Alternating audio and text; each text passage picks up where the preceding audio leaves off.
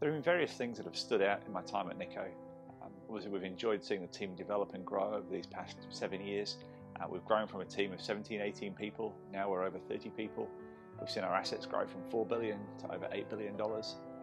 We've seen the launch of GoalsGetter, we've seen the launch of KiwiSaver, we've seen the breadth of our offerings develop. It's just been a really exciting journey to be a part of.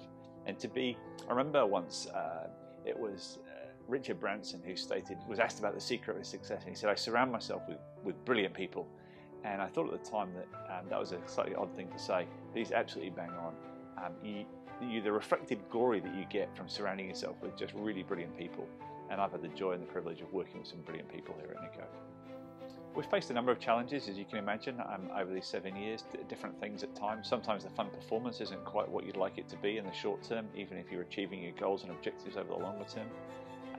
We had the disruption that was shared by the whole industry through COVID, through earthquakes, and so adapting to each of those challenges and making sure that the whole time you're focused on who are my clients, what do they need from me, how can we serve them, has been the piece that keeps you focused on the true line.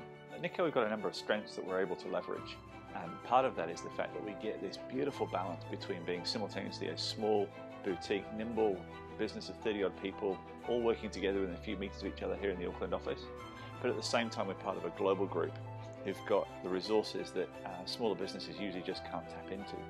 And so we try to take the best of both those worlds and enjoy the strength of a strong parent and the size and scale of global opportunities, but also working locally within a small team. It's a fantastic dynamic. There have been a number of things that we've achieved over the years that will probably stick with me as real highlights. Probably the most recent one is the launch of the Freedom Fund. It's innovative, it's exciting, it's doing something different. And to create a fund and a structure where the sole purpose of what you're doing is directly to benefiting those who are at the real bottom end of society in terms of they've been trafficked, they've been enslaved, brutalized in so many different ways. It's traumatic to talk about, and yet through this fund anybody can help support the initiatives to try and turn this around just a little bit and make things a little bit better. Great to be using our professional skills in that way for the benefit of the wider society. As I think about some successes that we've enjoyed over the years, perhaps the bit, as I reflect on it all, that I'm the most proud about is that as we move forward into this next stage of the journey, and I think about all the things that Nikko is going to be doing over the next 2, 3, 5 years, we're going to be doing that with a team that's largely been in place over these past few years. And they all step up into those roles, and seamlessly the business moves forward into the next stage of its success. It's fantastic.